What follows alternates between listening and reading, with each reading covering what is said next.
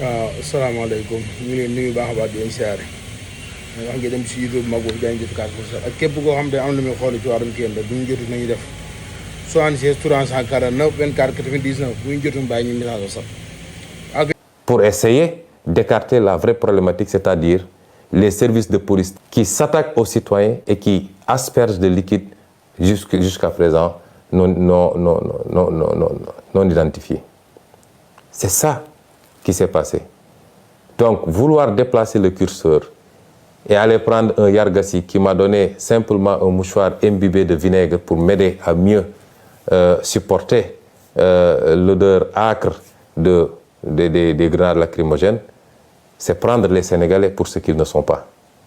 Et je dis à tous ceux qui veulent l'entendre que M. Yargassi n'a rien à voir avec cette affaire-là, que le procureur, la justice de manière générale, depuis quelque temps, la manière dont ils fonctionnent, devenus des mercenaires de Macky Sall, certains magistrats en tout cas, devenus des mercenaires de Macky Sall, essaient de déplacer le problème pour sacrifier un petit frère, un militant du parti, à qui je confierai ma vie pour essayer de lui imputer un acte grave posé par les services de police. Au-delà, de quoi est-ce que ce procureur a peur? M. Ousmane Sonko n'a pas déposé une plainte, a clairement dit que c'est la police qui l'a aspergé de ce liquide. Je n'ai pas été informé d'une autosaisine. Je n'ai pas été entendu. De quoi est-ce qu'ils ont peur? Au point de faire des réquisitions dans les laboratoires d'analyse, de convoquer tous les médecins pour essayer de savoir le contenu des analyses. Qu'est-ce qu'ils ont à se reprocher? Eux-mêmes savent exactement ce qu'ils ont aspergé sur nous, moi-même, Maître Clédor Ciré Ly, et dans une moindre mesure même, M. Guy Marius Sagna. Je peux rassurer le procureur, ce qui doit être analysé le sera. Nous l'avons envoyé où il faut, parce que nous savions qu'ici au Sénégal, il mettrait la pression sur tous les laboratoires pour ne pas que les choses soient transparentes. Nous avons envoyé là où nous devons envoyer. Il nous a été promis que les résultats seront connus dans les prochains jours. Nous attendons de savoir qu'est-ce que donneront ces analyses-là. Ce n'est pas la peine, en attendant, de s'agiter autrement, monsieur le procureur. Restez tranquillement à votre place. Monsieur le procureur a parlé de dossier médical concernant Ousmane Sonko. Je veux dire aux Sénégalais que toute cette agitation depuis quelques jours, c'est qu'ils veulent savoir qu'est-ce qu'il y a dans mon dossier médical, en toute violation des règles. Parce qu'aucun juge n'a ordonné la levée du secret médical. Au nom de quoi on convoque des médecins, on les malmène à la police, on les harcèle pour leur exiger de trahir leur serment et de donner des informations sur mon dossier médical. Je vous rassure également, monsieur le procureur, j'avais pris toutes mes dispositions parce que je savais que j'ai affaire à un État vaillou qui n'a rien à cirer des règles et des procédures. Et c'est pourquoi, dès que je suis entré dans cette clinique, j'ai verrouillé. Je ne me suis fait consulter que par mes médecins personnels, ceux-là qui me suivent depuis des années. Je me suis fait suivre par ces médecins. Ils ont été les seuls à avoir accès à moi, à me traiter, à me prescrire et à me surveiller. Il y a un acharnement sur le pauvre docteur Niang. Je veux dire aux Sénégalais que moi, je ne connais pas le docteur Niang. Je n'ai jamais rencontré physiquement le docteur Niang. Je lui ai parlé une seule fois au téléphone. C'est un monsieur que je ne connais pas, qu'on veut qualifier de militant de Pastef. Et même s'il était un militant de Pastef, c'est son droit le plus absolu. Et on essaie de régler de vieux comptes. Parce que tous les Sénégalais savent que Macky Sall, rancunier comme il est, en veut à ce brave médecin depuis ses sorties sur le Covid-19 et sur la manière dont le matériel médical public était sorti des hôpitaux pour se retrouver sur le marché et vendu à vil prix. Depuis lors, tout le monde sait qu'il y a un acharnement sur le docteur Niang et sur sa clinique et qu'il leur suffisait d'un prétexte pour essayer de lui nuire. Le docteur Niang ne m'a pas consulté. On ne s'est même pas vu puisqu'il devait partir au Fouta pour des raisons familiales. C'est mes médecins personnels, mon pneumologue, mon ophtalmologue, mon orthopédiste, mon médecin généraliste, eux seuls ont eu accès à moi. Et quand j'en ai terminé, comme je vous le dis, connaissant bien les pratiques de cet État voyou, je n'ai pas laissé mon dossier médical sur place. Et c'est pourquoi je suis étonné d'entendre monsieur le procureur citer un dossier médical. Mon dossier médical est ici avec vous. Je ne l'ai pas laissé là-bas. Tout ce qui a été prescrit est ici parce que je savais qu'ils allaient faire de l'inquisition, parce que ce n'est pas de la perquisition, pour essayer d'avoir accès à mon dossier médical qui relève de ma vie privée et qui ne peut en aucun cas, dans ce cas d'espèce, être à disposition des enquêteurs. S'ils veulent ce dossier médical, ils n'ont qu'à venir le chercher chez moi. Ce dossier, il a cité un dossier H23 00167, évidemment. Le dossier, s'il y a un résidu de dossier, il ne concernera que la partie hôtellerie parce que j'ai séjourné pendant quelques jours. Mais pour tout le reste, le dossier médical est ici, entre mes mains, et ne sera jamais à disposition de cette parole.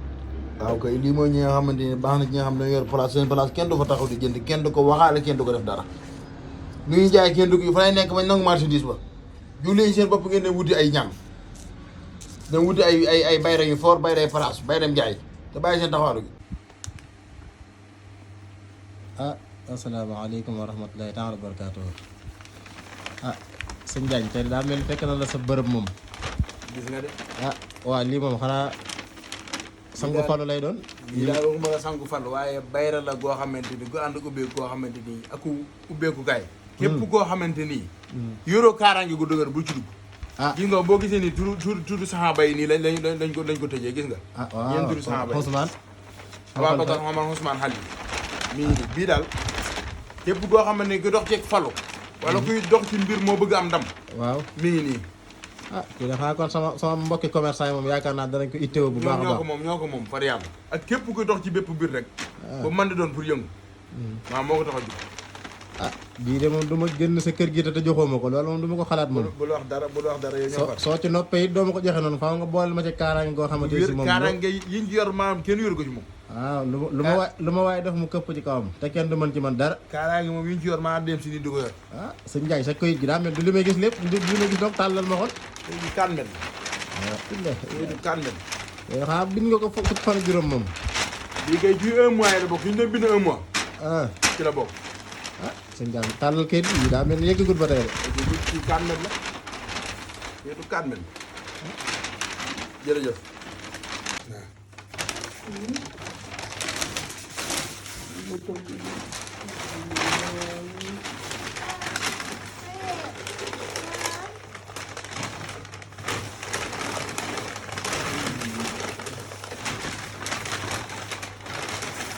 baax na.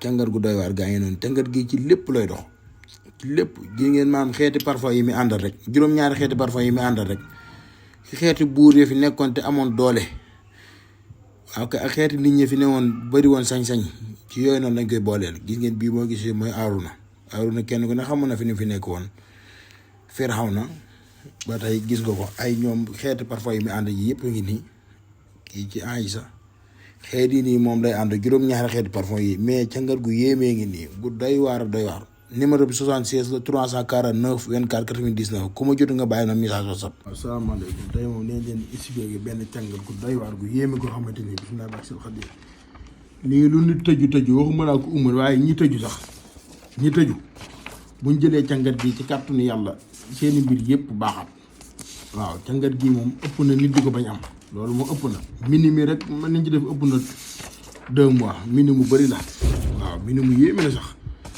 càngat la goo xamante ni gone da ko càngatoo lii bu dee gone da ëpp mu wërsëg day ëpp ci moom waaw kay gis ngeen ko càngat la goo xamante ni daal faaw ku bëgg say mbir dox moom di nga ko jëmawut ndax gis nga adduna bi mënoo cee nekk bëgg say mbir jag ba pare te doo sonn ci saw yaram loolu mënut a nekk waaw mën nañ ko maytu bu baax a baax waaw kay mi ngi noonu gis ngeen ko waaw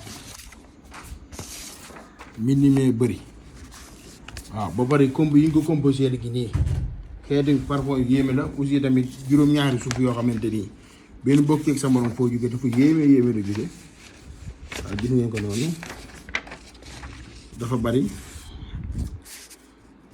gis nga bi moom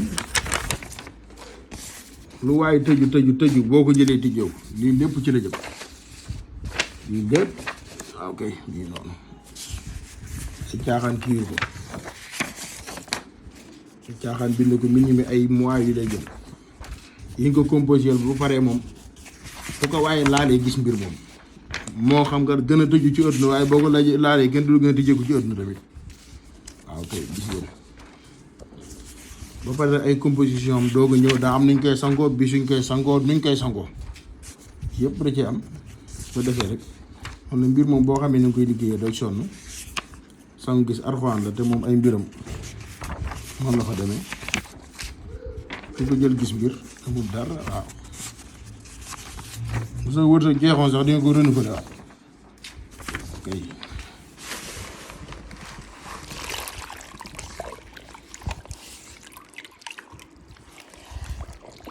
jaay efficace am malade de peuple mooy jaxase lii parfois yi muy war a ànd ak suuf yeeg kii yëpp ngeen doon gis ngeen affaire yaa ngi nii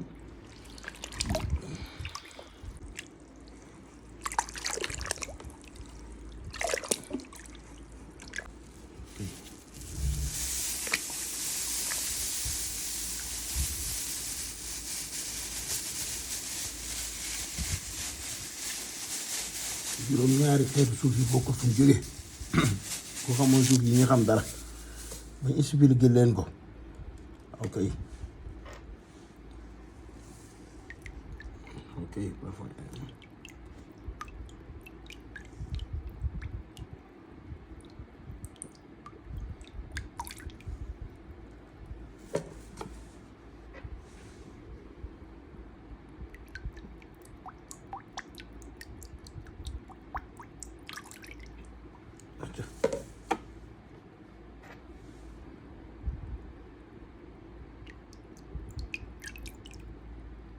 lu jéeme waay lii de sëñ bi comme ubbiwut dootu ubbeekoo ci sa àdduna moom ba nga taayee ñaan looti nga xam ne ubbeeku moom bàyyi nga ko moom